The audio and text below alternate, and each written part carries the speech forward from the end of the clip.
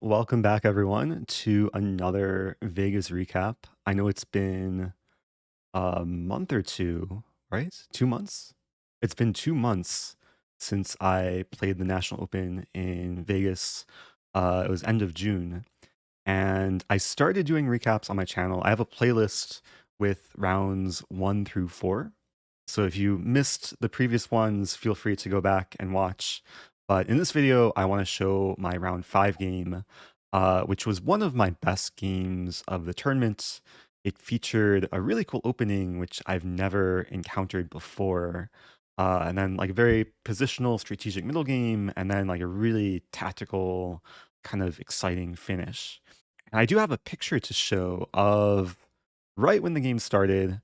I was playing a young talent from the US, Vyam Vidyarthi, whose FIDE rating is around 2300. And he actually beat Grandmaster Andrew Tang in the first round. So I knew he's very capable of defeating stronger players. And I definitely didn't want to let my guard down in this game. So before we get into the game, this is a sponsored video, and I do want to thank today's sponsor, which is Skillshare. Thank you so much to Skillshare for sponsoring today's video. If you're not familiar with them, they are an online learning community with thousands of classes ranging from web design, photography, video production, productivity. Now, one class I took recently that I really enjoyed is called Essentialism by Greg McEwen. It really opened my mind up to what I should prioritize in my day-to-day life and how to kind of cut out the non-essentials and improve my productivity, my overall satisfaction with the work I'm doing. So I do have a special offer for my subscribers. The first 1,000 people to click the link in the video description will get a 1-month free trial to Skillshare so you can start learning and exploring everything the platform has to offer. And with that, let's get back to the chess. Before the round started, pairings went up maybe about 20 or 30 minutes before. So usually when that happens, I'll go straight ahead and look up my opponent and scout out their opening repertoire. And I knew that my opponent is a very avid Jobava London player, which is what he played in this game. Jobava London being knight c3 and bishop f4. Main difference between Jobava London and traditional London is usually knight commits early to c3, and traditional London, of course, a pawn like gets a pawn triangle with e3 and c3. So I'll admit that before preparing for this game, my repertoire against Jobava London was very limited. And I mean, I've encountered it many times online. I've usually played e6 in the past, going for bishop b4 and idea c5. This is actually what Andrew Tang went for in round 1 against Vyam and ended up losing. Vyam was very well prepared in that game.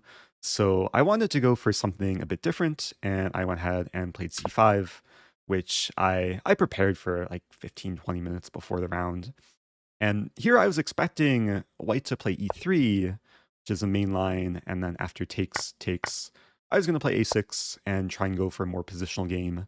a6 prevents knight b5, and then idea for black is to develop knight c6, bring the bishop out to f5 or g4, e6, bishop d6, and just get a playable middle game position. In the game, Vyam played a much more aggressive move, move e4. And this is a move I had not studied ever until 15 minutes before the game. So I was fortunate to have looked at this prior. And it's a type of move that if black's not prepared, things can get very messy. And I think there's many ways black can go wrong or just get a difficult position. But thankfully, I knew what to do. I took on e4 with a knight. There's a few other playable moves. Of course, pawn takes d4 or pawn takes e4. I didn't want to go into this line just because white could then choose between d5, just kind of like a weird Almond counter gambit position, or white can take, and white is really the one kind of dictating the future of the game here. So knight takes e4 is a more direct line, and the next few moves are all pretty much the standard continuation. knight takes e4, pawn takes e4, white regains the pawn. But now I win this pawn with queen a5, c3, queen takes c5. So I'm temporarily up a pawn, but white wins it straight back with a similar tactic, queen a4 check, and queen takes e4. So right before the game, I had this position on my computer screen, and I was still prepared. I played bishop to f5, and here's where my opponent deviated from my preparation. He played the move queen c4. The only move I looked at before the game was queen a4. Keep in mind, I didn't have so much time to prepare, so if I had more time, I'm sure I would have looked at queen c4. But if white had played queen a4, I was prepared with kind of an interesting idea to play e5, attacking the bishop, provoke the bishop back to e3, and then play queen d6. And here there's kind of an interesting positional trap. If white plays one of the most natural moves, rook d1, hitting the queen, getting the open file, then black can respond with queen g6. And black's already for choice here because queen g6 friends bishop c2. Black's a bit more developed, getting ready to castle sooner. And yeah, engine will give like minus 0.3, minus 0.2-ish. So I would have liked to go into that. But after queen c4, I was on my own. And we actually reached a situation which I think is pretty instructive and kind of illustrates the concept of the tempo in the opening. Um, it's a situation where I don't want to take the queen right away because that only helps white develop the bishop. I would much rather just defend my queen, and the move I played is e6, defending the queen with the bishop, and I want to wait until white takes so I can develop my bishop as efficiently as possible. And then we're kind of in a standoff situation where white doesn't necessarily want to play a move like bishop e2 and then lose time after I take and then bishop has to take. And I don't want to play bishop e7 with the kind of same thing, losing a tempo. So we were trying to find natural moves that didn't involve queen takes queen or developing our kingside bishops. So white started with knight f3. I played rook d8, just trying to improve, grab the open file. And here, Viam finally gave in and took on c5, which is maybe a small inaccuracy. I'm able then to develop my bishop just in one move. White could have played queen b3 or a4, I think are the top two engine alternatives. But after takes, I was pretty pleased with the position. Of course, it's roughly equal. Queens are traded, nothing too crazy or tactical just yet. But then white played bishop b5 and was trying to exert pressure on me as quickly as possible, pitting my knight, and white might have the idea of taking and just isolating my queenside pawns. So I responded with kind of a multi-purpose move, bishop to e4, not only defending my knight, but also skewering the knight, pawn, and rook. I say skewering not to mean like a clear tactic, but just kind of a positional pressure along the diagonal. And here's where white really tried to force matters and make things a bit more messy after the move knight e5. And this move made me think for a while. Of course, white is leaving the pawn on g2 undefended. However, if I take it, white can respond with rook g1, and this would actually be a very good trade for white, where g7 is going to fall. If I move back, takes. I was calculating this line, trying to make bishop g6 work to trap the rook, but unfortunately, the rook can always survive after a line, let's say knight takes c6, white wins a pawn, and if I try and win the rook, white has this move, and pretty sure white's completely winning here. Yeah, it's just rook's defended, and now my king is the one being targeted. So I didn't go for bishop g2. I went for the more simple approach, just castling, getting out of the pin, and now g2 is actually just an undefended pawn that I do want to take next. So white responded with bishop c6, conceding the bishop pair, but damaging my pawn structure, so things become a bit more imbalanced here. And now f3 was played. And I'm pretty sure when my opponent went for bishop c6 and f3, he was having the idea of just winning a pawn, trying to remove my bishop from defending the c6 pawn. And at first I thought I was losing a pawn too, but then I realized there is a way to defend it, starting with the move bishop d5. And at first glance, this move looks like a blunder because it allows white to play c4 to essentially trap the bishop. However, there is a response in this position for black.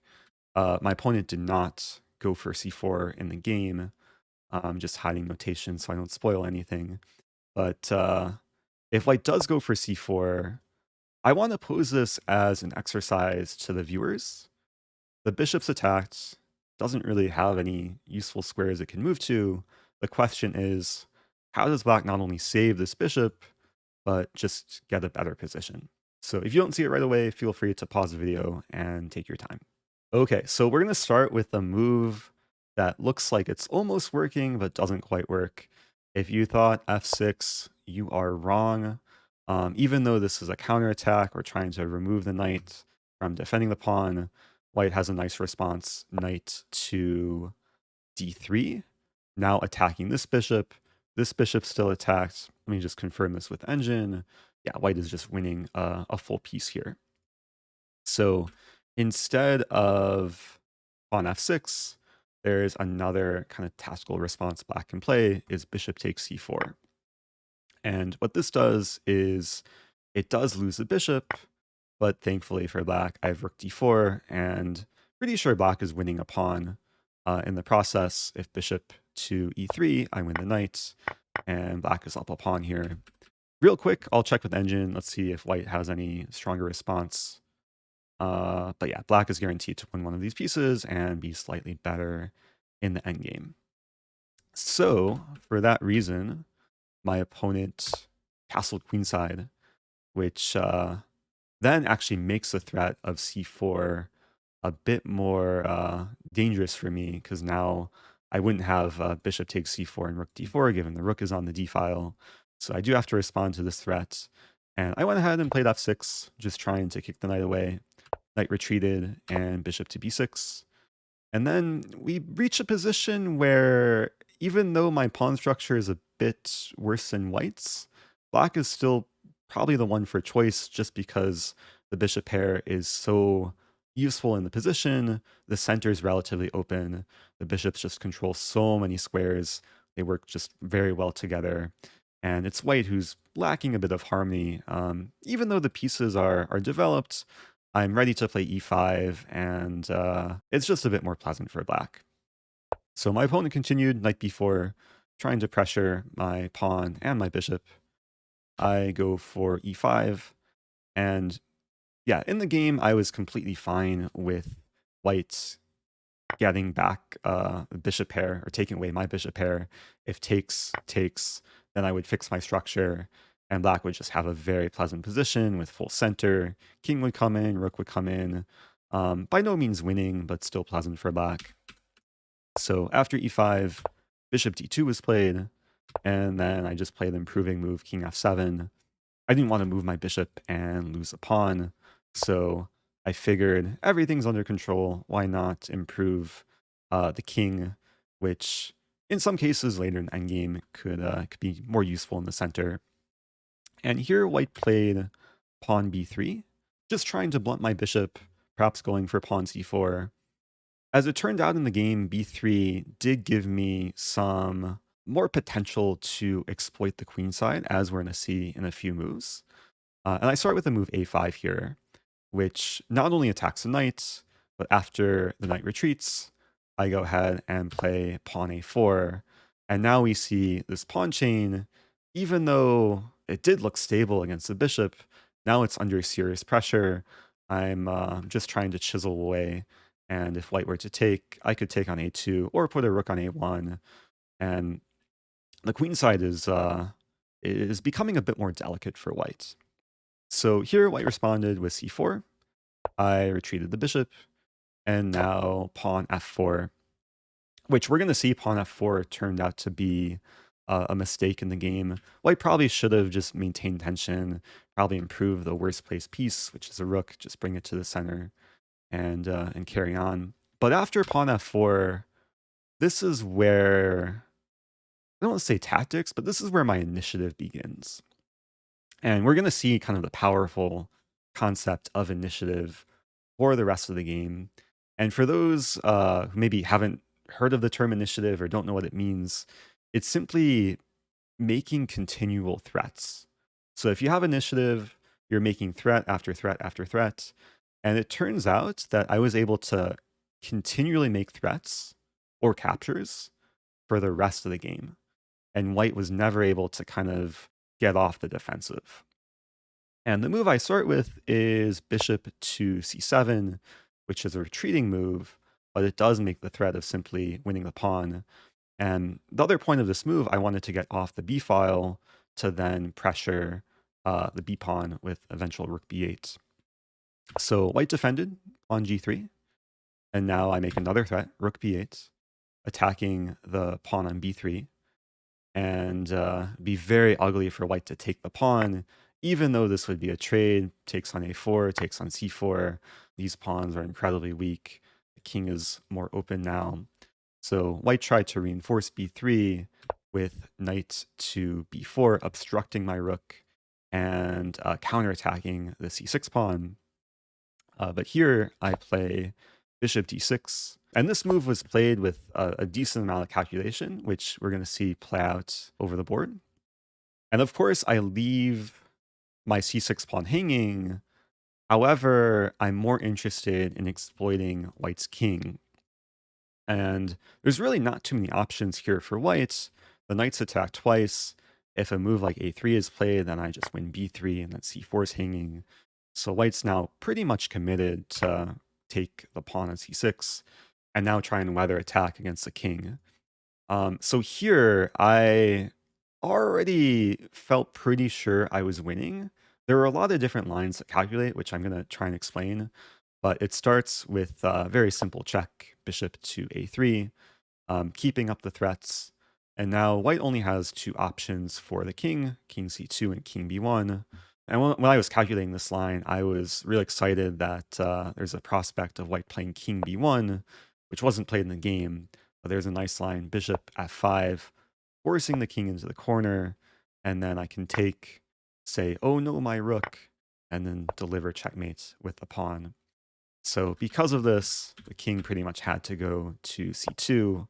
And now this line is also very enjoyable for black. I started with the move rook b6, forcing the knight to commit to an uglier square. Knight has a choice between a5 or a7.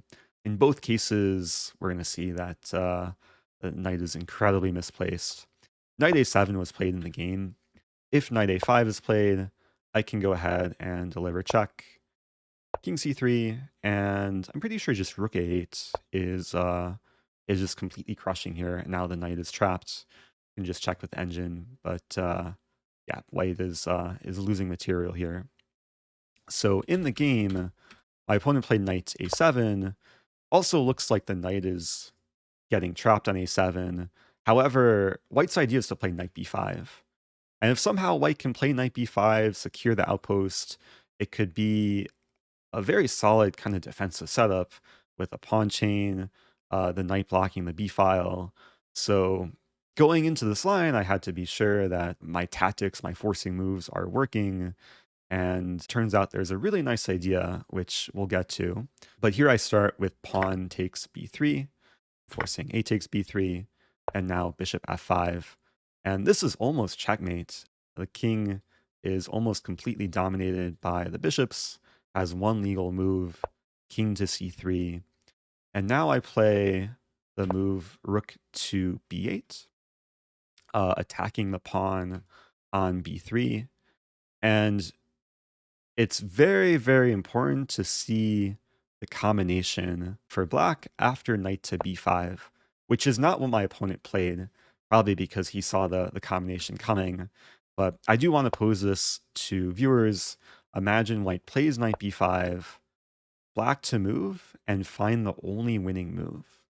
Okay, so hopefully I gave you enough time, or hopefully you gave yourself enough time, but the move does involve a sacrifice, and it involves a really cool mating net. Rook takes b5. Oh no, my rook. But if white takes it, it's checkmate in one. Amazingly enough, the king just has no squares. The bishops, the rook, the pawn also is very clutch, controlling d4. All the squares around the king are controlled, and this would be game over. So turns out after rook b8, white's just completely lost. Even though white's temporarily up a pawn, there's really no great way to meet the threat of rook takes b3, which is also a mate in one threat. In the game, my opponent played rook b1, which I was kind of disappointed about. I was really hoping for knight b5 and to get this mate on the board. After rook b1, I played bishop b4, not even taking the rook, but I was more interested in just winning the full bishop. And here white resigned. Game was, I guess, 32 moves. So relatively quick game, but overall I was very happy with it. We saw kind of an interesting opening where I was able to neutralize early, got the bishop pair relatively early in the middle game, and then kind of worked up my positional advantage into a very brutal queenside attack. And then starting with bishop c7, if we just see kind of a fast motion replay, every single move was a threat until white just collapsed and essentially either got mated or lost a lot of material. So I really hope you guys enjoyed that game. Stay tuned for more recap videos. I know it did take a long time for me to make this. Schedule's been pretty busy, pretty hectic lately. But if you want to watch the previous ones, again, we have the playlist on YouTube. I'll have a few more to record. And yeah, if you have any questions about this game or just questions in general, leave a comment below, and I look forward to seeing you in the next video.